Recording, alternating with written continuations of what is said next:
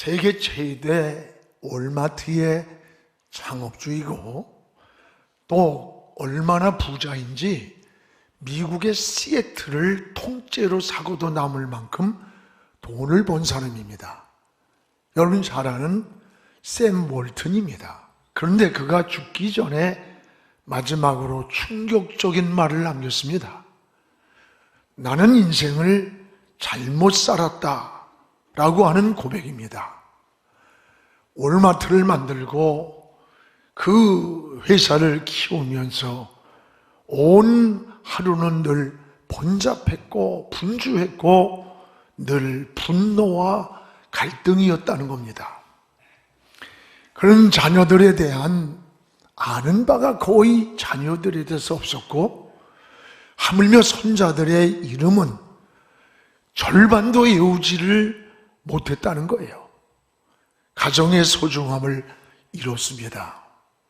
그럼 죽음에 이르러서야 자신을 돌아보면서 내 인생의 가장 소중한 본질이 무엇인가 이걸 놓쳤다고 하며 후회를 했다고 합니다. 여러분 벌써 우리는 지금 5월을 맞이하면서 또 가정의 달이 다가옵니다. 가정은 하나님이 만드신 인류 최초의 공동체입니다. 가정 안에서 사랑이 이루어지고 사랑이 싹이 트고 다음 세대가 가정에서 세워지는 거예요.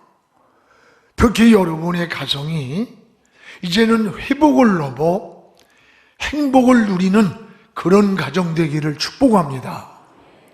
가정의 행복이 어떤 소유가 많아야 하고 또는 사회적인 명성과 지위가 있고 또는 부모의 지식 수준이 높아야 행복할 것이라고 이렇게 생각합니다. 그런데 오히려 이런 가정 안에 웃음소리가 멈추어 있고 오히려 가정이 깨어져 있고 또 자녀가 탈선하는 경우가 더 많다고 하는 어느 통계를 봤습니다.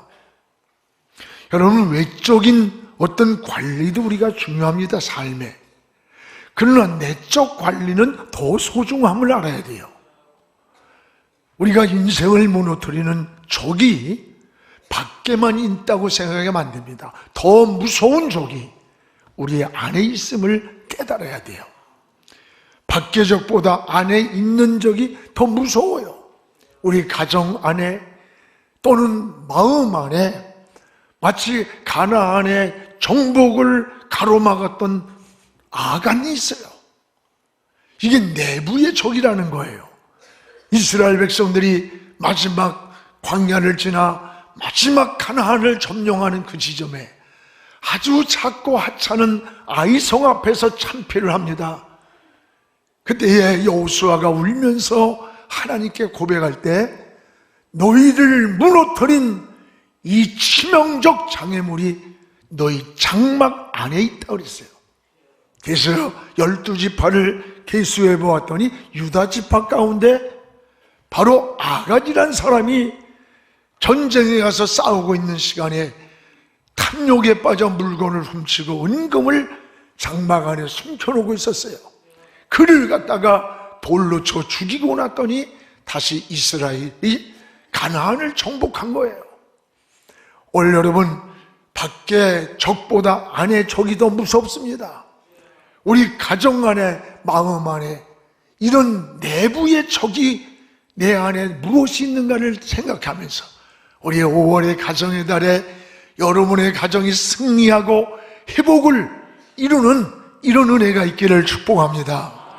이래 우리는 가정의 달을 맞이하면서 큰 성공을 꿈꾸기 전에 먼저 내 가정의 행복을 회복하고 우리 가정의 꿈을 회복하고 또 신앙을 회복하는 이런 은혜가 더 소중합니다. 여러분 잘 아는 네르의 엄마가 아그리피아 아닙니까? 그는 욕망에만 사로잡혀서 그걸 채우려고 자기 남편을 독살을 시켰어요. 자기 아들을 황제로 만들기 위해서 탐욕에 빠진 이 여인은 남편에게 독버섯을 먹여 죽였습니다.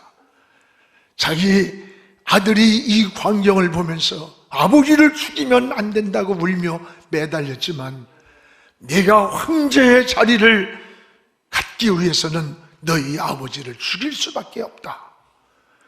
어머니가 독을 넣은 그 독버섯을 먹고 아버지가 죽어가는 그 사지를 뒤틀리며 죽는 비참한 모습을 그 아들 네로가 보았던 거예요. 네로의 정신세계가 황폐해졌습니다. 그 영혼이 병이 들었습니다. 그 후에 네로는 16살에 황제가 되었어요.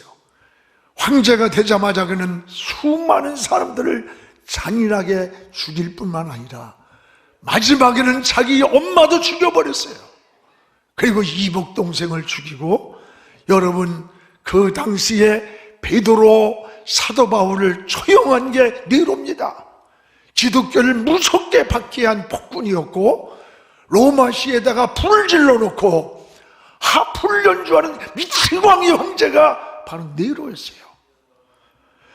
욕망을 채우기 위해 남편까지 죽인 그 어머니의 잔인한 그 모습을 보고 자란 이 네로의 영혼이 병든 거예요.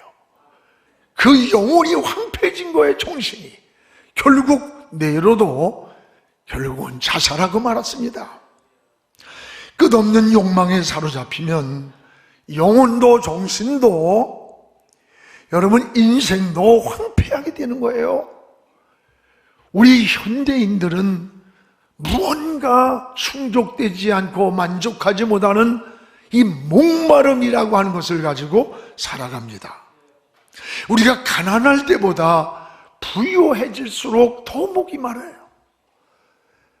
우리가 못 배울 때보다 배울수록, 소유가 적을 때보다 많을수록 목이 마른 거예요. 풍요했지만 행복지수가 높을 것이라고 생각하는데 아니에요. 그렇지가 않다는 거예요. 사람은 풍요할수록 만족하기보다는 무언가 또 하나의 공허 속에서 목마름을 가지고 살아간다는 겁니다. 이것을 인간의 실존이라고 했어요. 여러분, 인간은 짐승하고 다릅니다. 짐승은 의식주만 있으면 살아가는 거예요. 그러나 인간은 의식주만으로 행복하다고 말하지 않습니다. 인간은 정신세계가 있어요. 영혼이 있어요. 사랑이 있어야 되고 자유가 있어야 되고 평안이 있어야 되는 거예요. 오늘 이 영혼의 목마름이란 만족이 없고 곤고함을 말하는 거예요. 영혼의 목마름은 여러분, 세상 것으로는 채워지지 않는 하나님만이 채우셔야 된다고 말씀합니다. 그래서 오늘 말씀 이사야는 2절에 690년경에 이렇게 말씀하는 거예요. 영혼의 목마른 자들아, 하나님께로 나오라, 하나님께로 나오라, 이걸 초대를 하는 거예요. 그리고 오늘 본문 2절에 뭐라고 합니까? 너희가 어찌하여 양식 아닌 것, 배부르게 못할 것을 위해서 수고하느냐? 내 말을 들으라.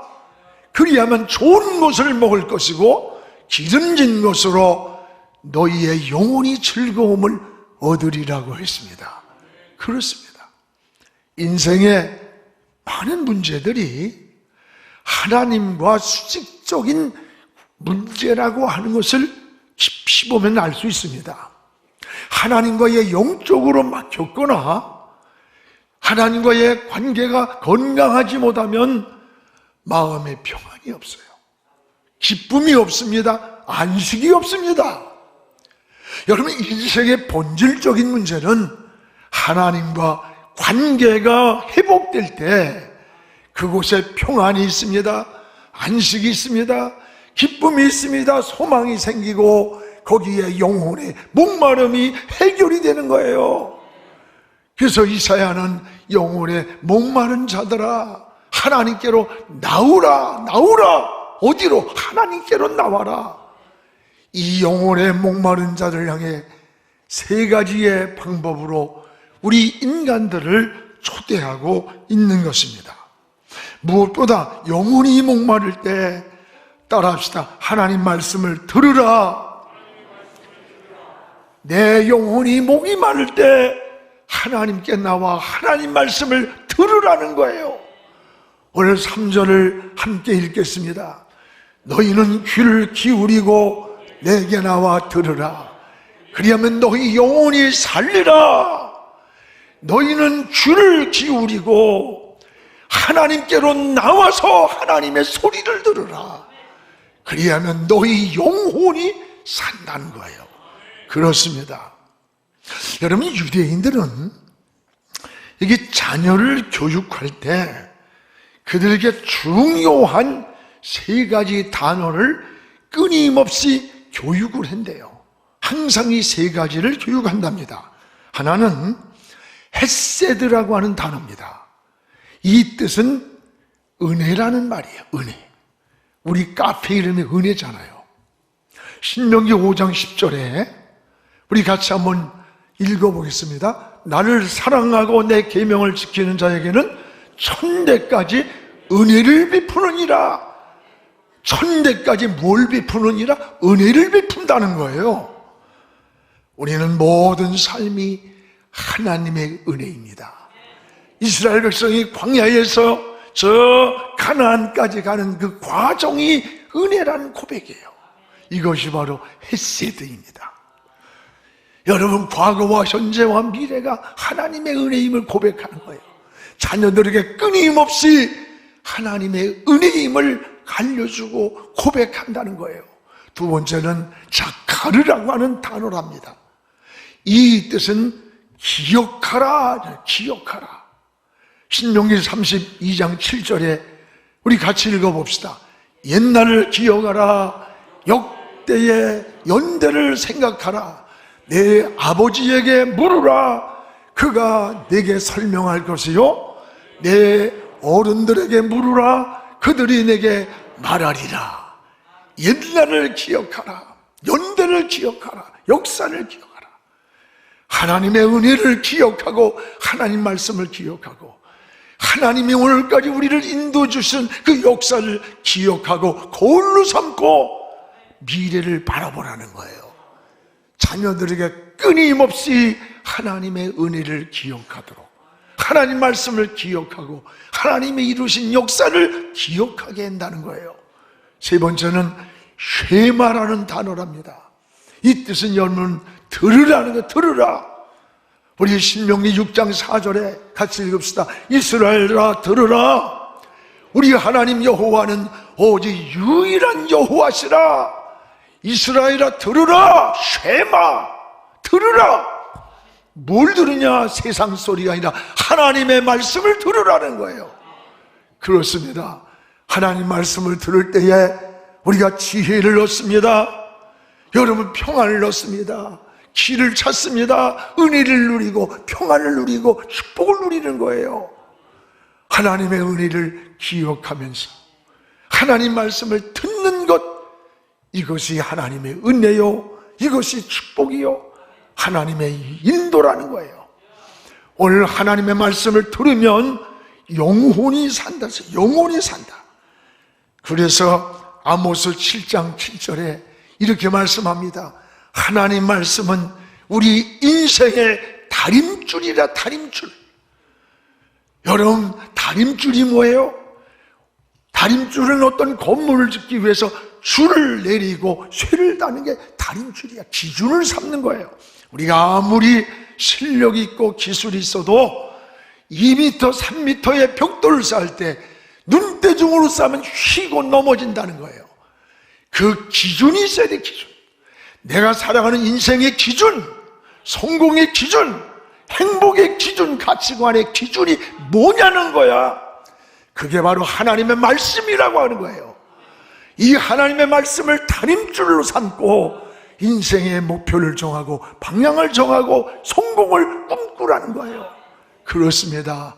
왜 그러냐? 시편 119편 105절에 보면 주의 말씀은 내 발의 등이요 내 길의 빛이라 그랬어요.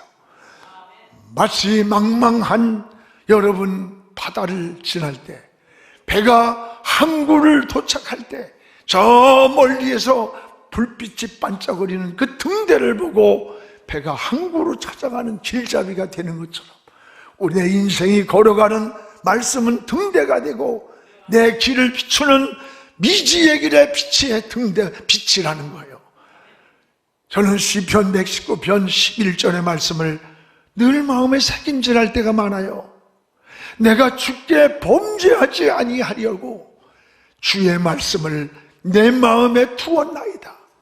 우린 언제라도 유혹이 다가오고 시험이 다가오고 우리도 모르게 흔들리는 방황이 올 때가 있어요.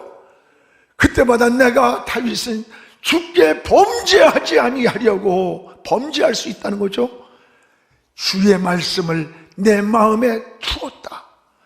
말씀을 마음에 두니까 말씀이 생각나게 하고 말씀이 그때마다 깨닫게 하시고 말씀이 그 마음에서 길을 막아서 우리 가는 길을 지켜준다는 거예요.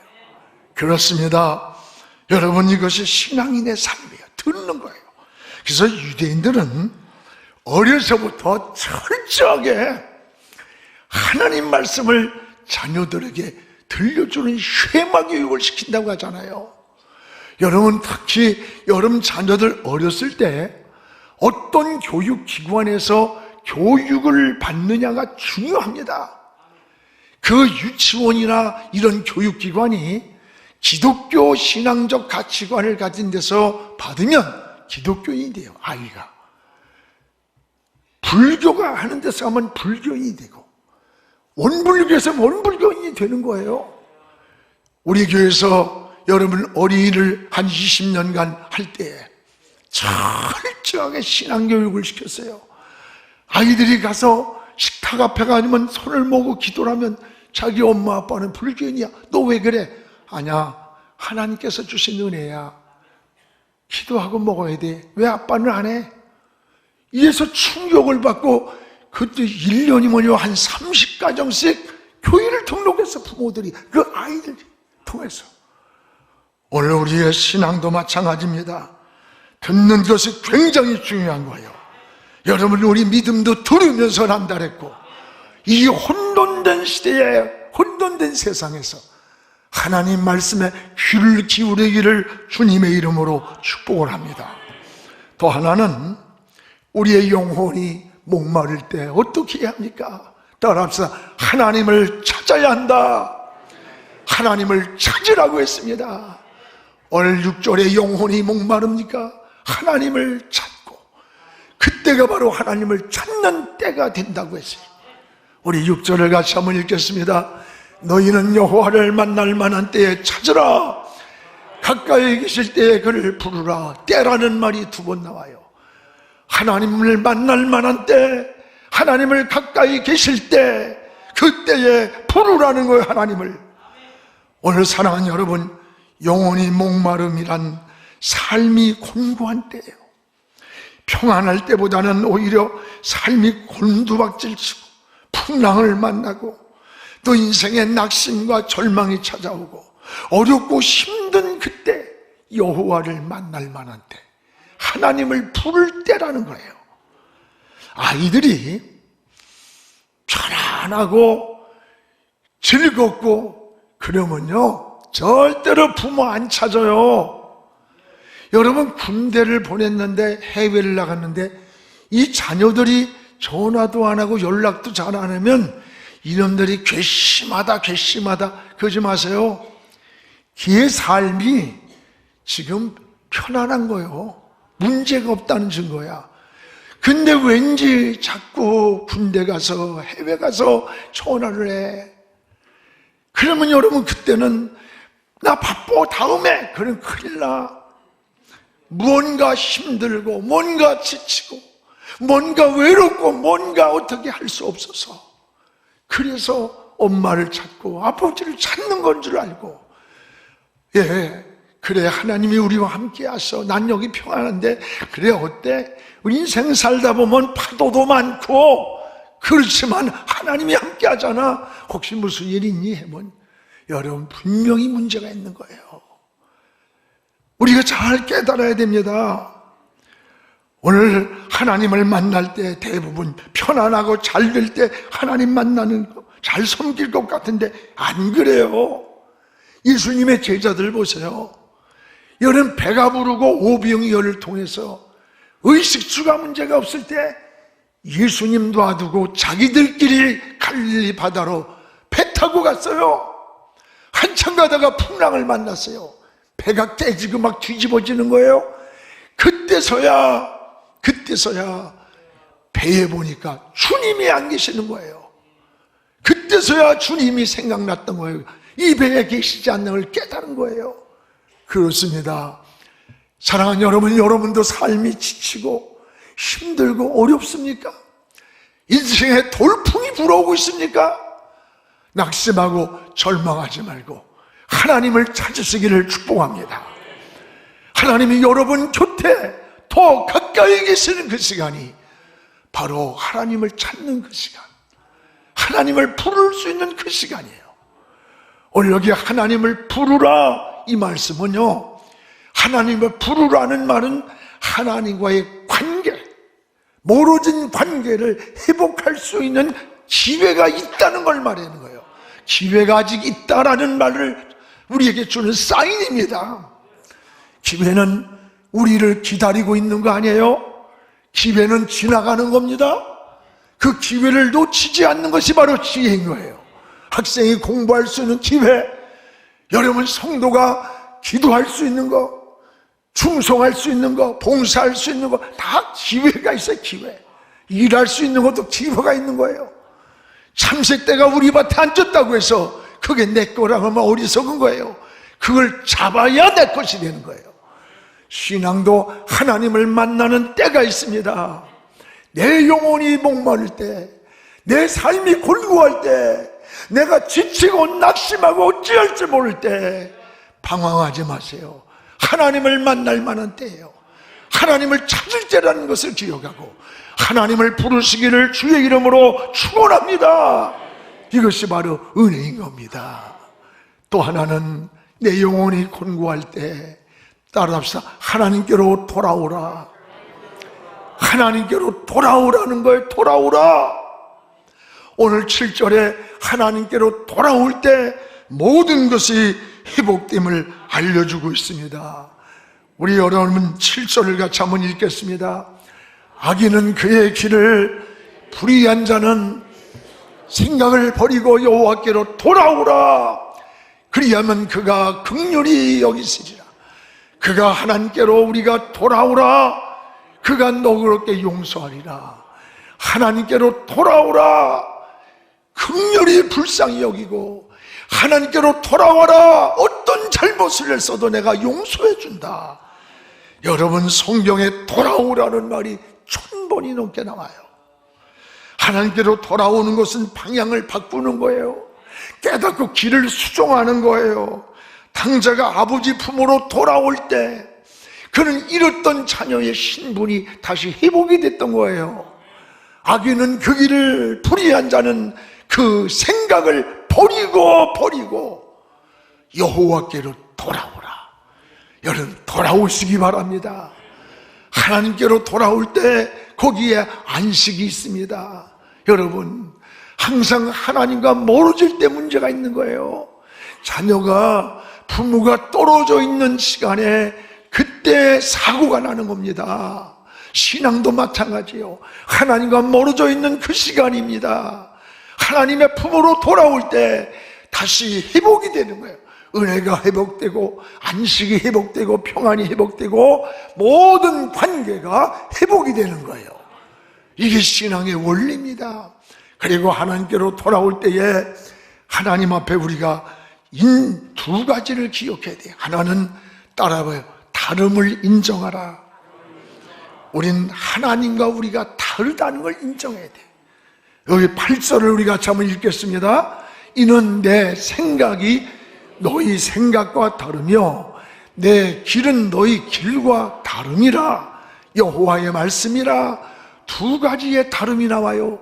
하나는 하나님 생각과 우리 생각이 다르다는 것이고, 또 하나는 우리 길과 하나님이 원하는 길이 다를 수 있다는 거예요.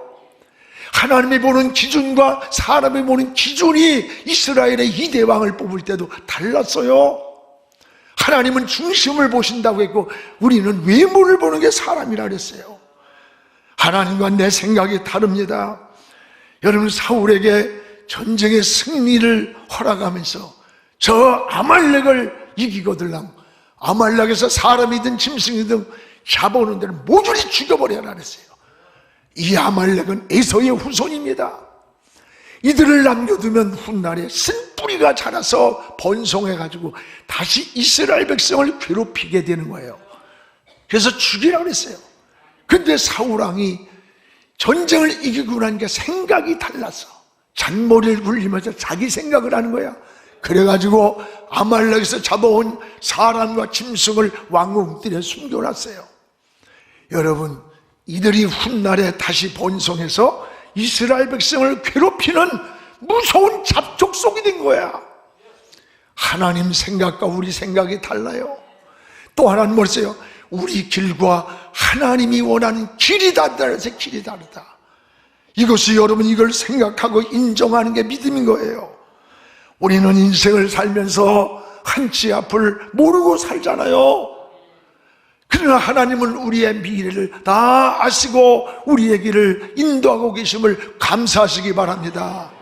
내 생각과 하나님 인도하는 그 길이 다르고 하나님이 인도하는 그 길을 따라가는 것, 이게 믿음이고 이거 신앙이고 이게 하나님을 향한, 뜻을 향한 길이에요. 여러분, 고집 피지 마세요. 여러분이 인간적인 생각으로 환경만 보고 하지 마세요. 빌리그람 전도대회가 6월 3일 날, 그때 여러분 100만이 여의도 광장에 모였던 그때에 그 이후로 한국교회가 막 일어났던 거예요. 그 아들을 통해서 다시 50주년인가 빌리그람 대회를 해요. 여러분, 우리 교회도 참석하세요.